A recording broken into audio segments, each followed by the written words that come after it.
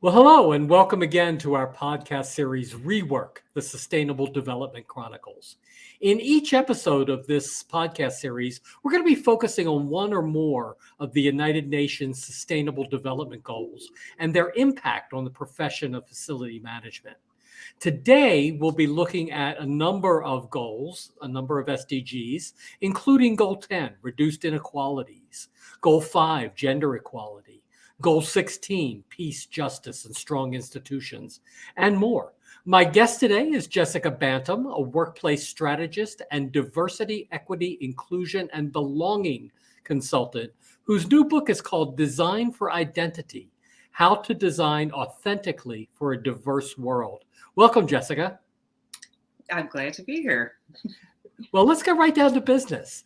When I first heard you speak, which was, just about a month or so ago, one of the things that really struck me most strongly was your position that inclusion means not just doing what you believe is the right thing, but including the intended beneficiaries in your actions in the discussion. Among other things, you talked about this as beneficial in preventing unintended consequences. Can you talk more about the importance of the conversation around inclusion? Sure. It's interesting because I am specifically identifying myself as a diversity, equity, inclusion, and belonging practitioner because I see belonging as the other side of inclusion. Right. A lot of what we do to be inclusive is based on our perception of what inclusion looks like. And it's not always informed by or even validated by the people we're trying to include. So that is where, to me, the importance of actual conversation comes into play. Why it's important to actually reach out to the people that you are intending to include and asking them, what makes you feel included? What would signify to you that you have a place here? And how can we make that happen? There is a lot of intention around inclusion. Yes. And I'm glad it's becoming more of a conversation, but inclusion can also become very performative if it's not informed by the people that you are attempting to include. And by focusing on belonging, that is about actually, like I said, kind of validating how effective your inclusive behaviors and practices are.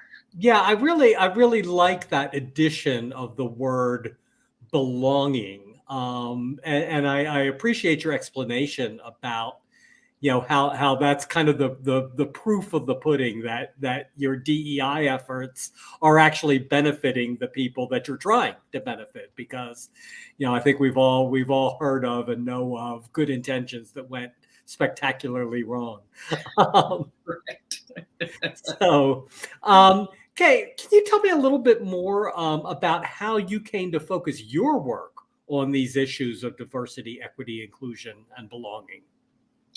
Yes, it's interesting. So I have been an interior design consultant for over 15 years now. And it was interesting to me to observe in my DEI lane and in the DEI work I've been doing the last several years, the response among the design industry and many industries, especially in the summer of 2020 following the murder of George Floyd, when there was this big awakening and this call for social justice.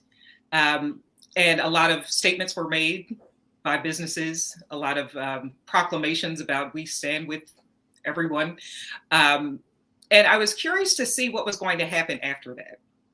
After the statements were made, after these promises were made, all of these pledges, what was really going to be different?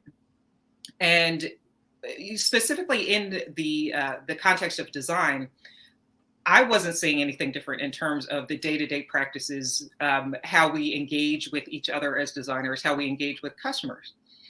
And that really stood out to me as a problematic area because, I've been involved and engaged in several industries as a consultant over the past 20 years. But in design, it seemed really, really important to me for DEI to stick, because as designers, we design for everybody. Mm-hmm. And I looked around at the makeup of our industry, and there is so little diversity. I was really wondering, how are we going to make any kind of impactful change when there's not a representation that mirrors the realities of the world and society in the actual profession. And I was looking to see what, if any, design practices in particular were going to change as a result of all of these statements and this, like I said, this surge in interest around racial justice and social justice. And in the absence of that, I wanted to create space for a conversation to really dive into why haven't we done anything, and more importantly, what could we do? And creating space for a conversation. What a great, I mean, that kind of encapsulates everything I think that you're trying to do. Right. Both in a physical design sense and in, designs that promote good behavior, fair behavior, equitable behavior. Right, exactly. And I really looked at the design process, and even from the time I was a design student, I realized there was a gap when it came to identity. Mm-hmm. That wasn't something that we deliberately addressed with our customers.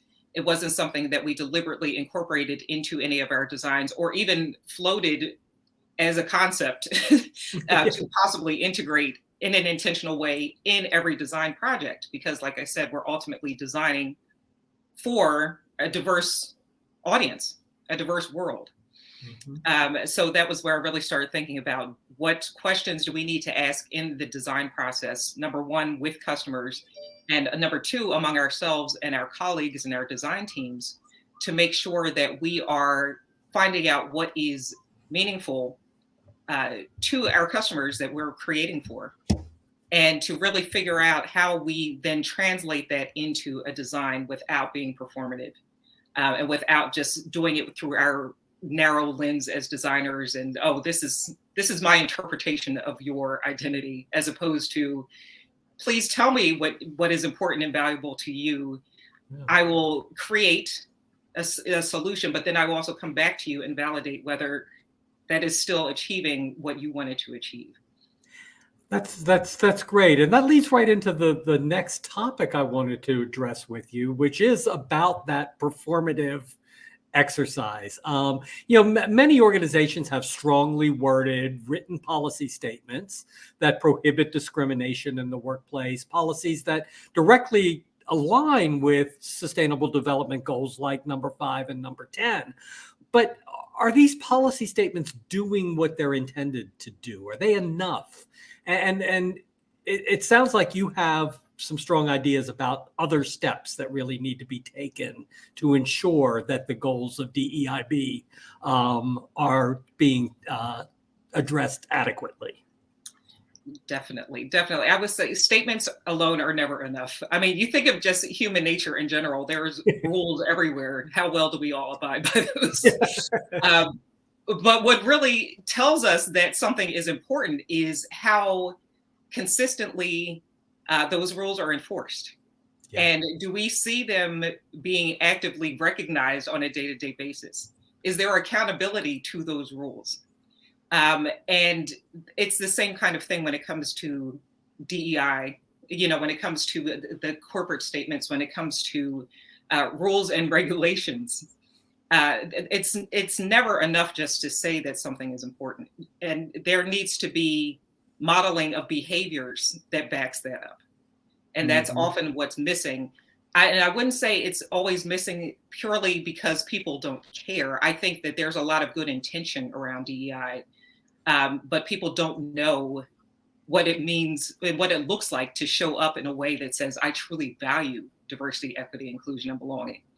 I think there's a gap there that needs to be addressed once again through dialogue and through learning to getting used to having these conversations so that we can see what that really means. And I think it's especially important for leaders because they are usually pointed to as the example in organizations. Mm-hmm. So, definitions of words seem to play a major role in clarification, but also maybe in some confusion about objectives in this area. When I was in my earlier days in the workplace, keywords were things like non-discrimination and equal opportunity. But now diversity, equity, inclusion, belonging have become the watchwords for what we are trying to achieve in the workplace. And I think with all of these terms, there continues to be a danger of tokenism, of okay, we've done this, we've met the goal, we've done that, we've met the goal. And how do we get beyond that? And what is the conversation that takes place to get beyond, just ticking the boxes of performative compliance? Yes. I think some of those terms that started at the beginning of these efforts, affirmative action, equal opportunity, a lot of them were tied to compliance. Mm-hmm. So it was all about, from a legal standpoint, tell me what I can and cannot do. Yes. What will I get slapped on the wrist for, and what's okay?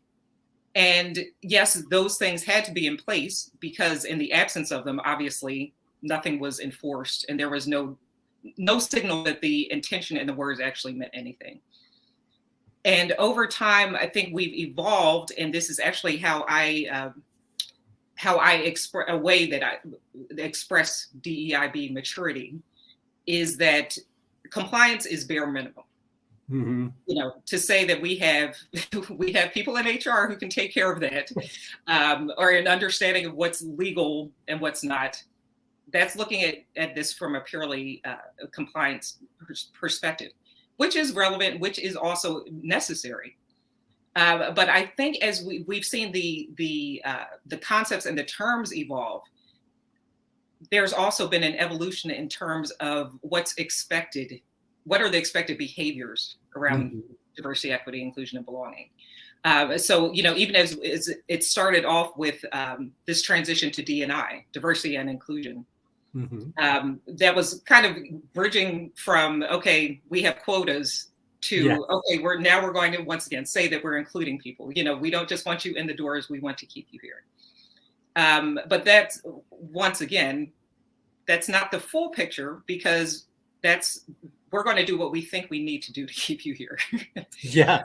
And then you roll in equity. So DEI became the thing. As I'm looking at this in just real broad terms and how the terminology evolved, then it became diversity, equity, and inclusion, because now you had the diversity, or you were working on improving the diversity.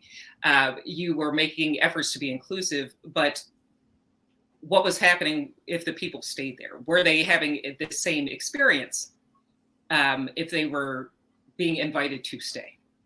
And that's where equity came into play. And now it's also continuing to evolve, because we're looking at, like, the B for belonging. We're looking at the J for justice. Some organizations mm-hmm. focus on justice up front, and JEDI is their focus: justice, equity, diversity, and inclusion. And in some organizations, accessibility is also brought into play under this larger umbrella. And I think what that signifies to me is that we are moving away from compliance to really getting to the behaviors and understanding that DEI is a set of values. It's not just a set of policies. That's if you're adopting these as values, then you need to demonstrate that they are important. It's just like any other corporate value. If you say integrity is important, you say teamwork is important, there are certain behaviors and certain standards that people are expected to live up to show that they value those things as well.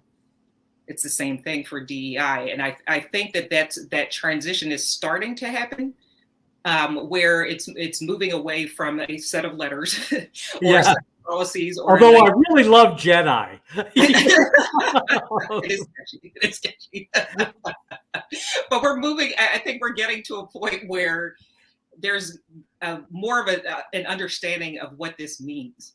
And it's becoming more about action and being proactive, as opposed to this original place where we started, where it was all about compliance. Mm-hmm. So that kind of leads very directly to my next question, which is about United Nations Sustainable Development Goal 16, peace, justice, and strong institutions. That's one for which the UN specifically talks about inclusivity. The full statement of that goal is to promote peaceful and inclusive societies for sustainable development, provide access to justice for all, and build effective, accountable, and inclusive institutions at all levels. I'm intrigued by that at all levels part of the statement. And I want to ask you, how does your work as a designer, as a consultant, as a strategist contribute to the at all levels goal for inclusivity?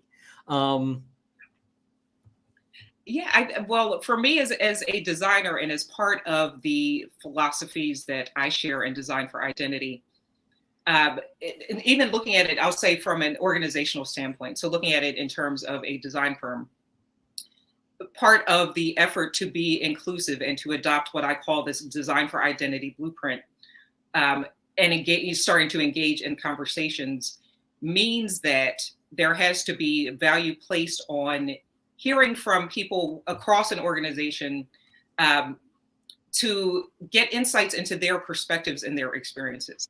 Mm-hmm. So, just for us to broaden our minds to think about the lived experience that people have and how valuable that can be in conversations with clients and in the design process in general.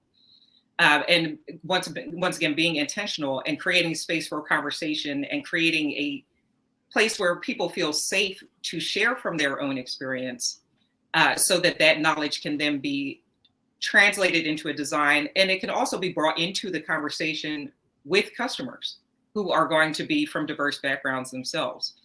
If they walk into a room and they see people who look like them, or mm-hmm. they get to a conversation and realize that there are people who identify in similar ways that they do, there's going to be a whole different conversation and a whole different exchange of information and knowledge than there's going to be if they came in and were talking to someone that they couldn't relate to in any meaningful way.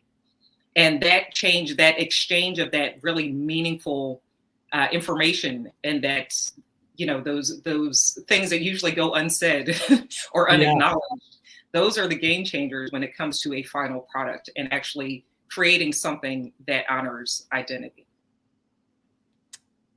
Great.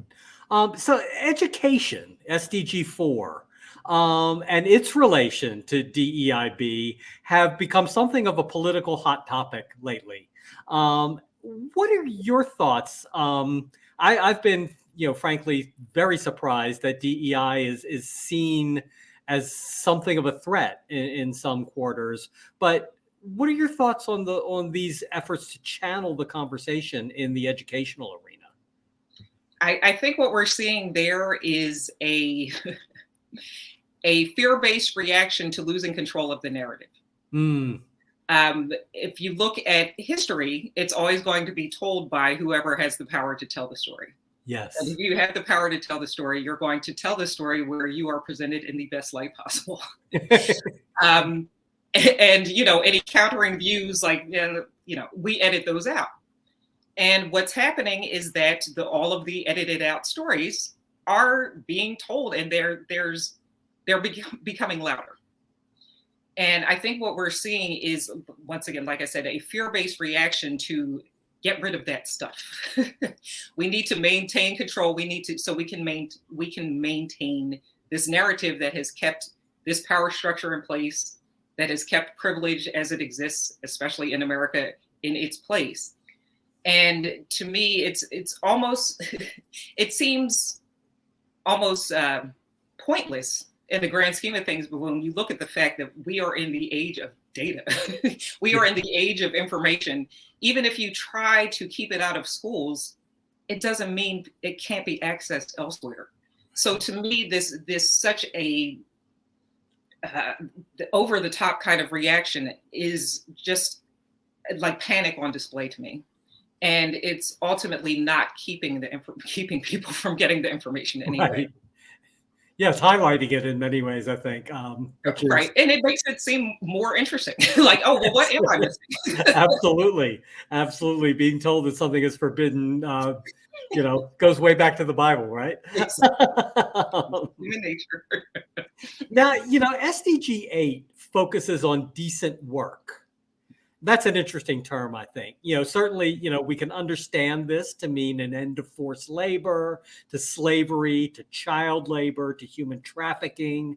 And I think we can agree on the need to eliminate those kinds of abusive practices. But decent work, it occurs to me, may mean different things in different contexts to different audiences. And I wonder, do you have any thoughts about how the concept of decent work might be viewed through a positive, inspirational lens, and how we might, focus on that for whoever we want to put the focus on? Yeah, and it's interesting. It is good, I guess, to focus on the positive, because when I hear, when I just hear the term decent work, my first question is decent to who? Yeah. But all of the things that you mentioned, of course, the main objectives of eradicating things like human trafficking and slavery and things like automatically, those are high priority and obviously very extremely important. And I think that in addition to focusing on those things which are just so egregious, decent work can take on different contexts depending where you are and what you do.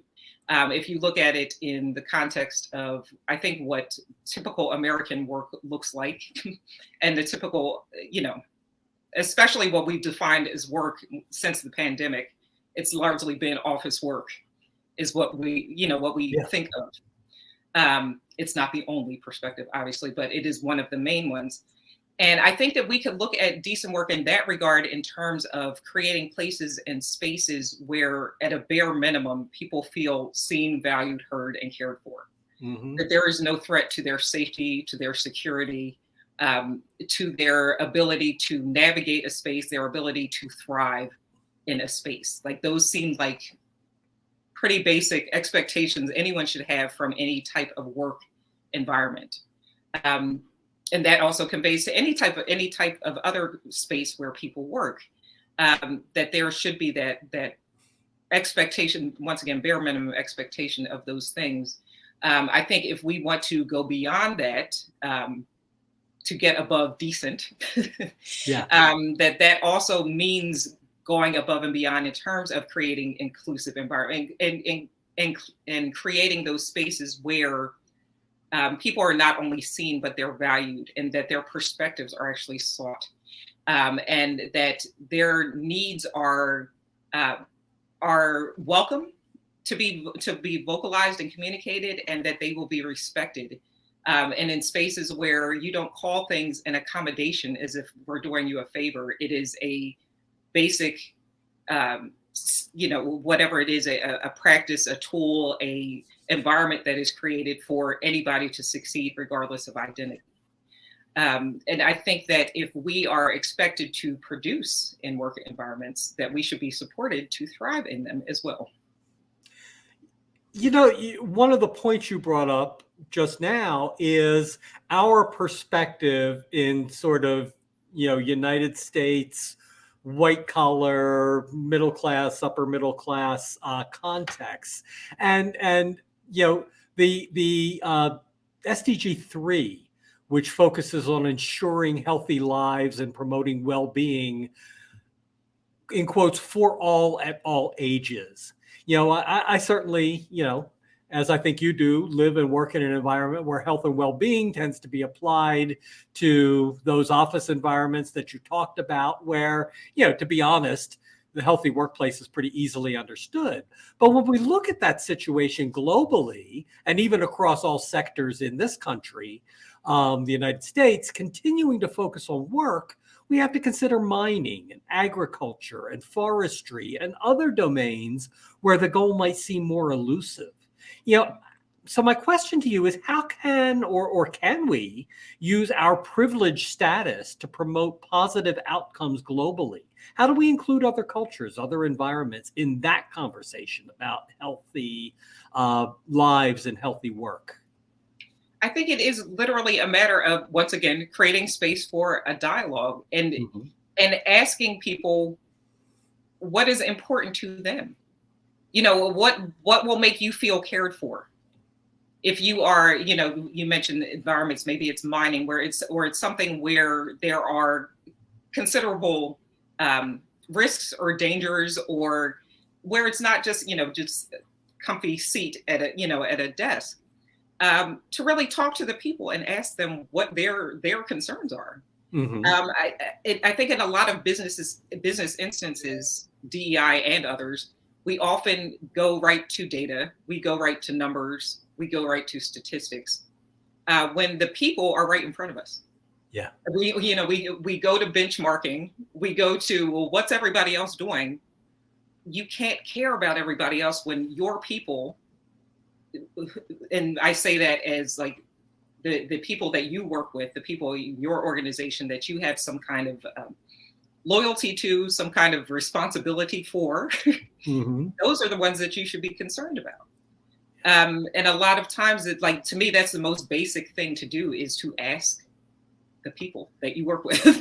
It's amazing how that the capability to ask questions is often forgotten in the, oh no, we've got to have a policy about this, we've got to we've got to figure it out. Right. And so I really salute you. One of these days you and I are going to do a 5-hour podcast. I think we could. I think I could talk to you all day long. But for today, I want to thank you so much for your insights, Jessica. I'm really looking forward to reading your book, and I'm sure anyone who has heard your words today, your conversations, will also be interested. Thank you so much for being part of this series. Thank you. I'm glad to have participated today, and really look forward to hearing more from this conversation. Okay, great. I think we're done here.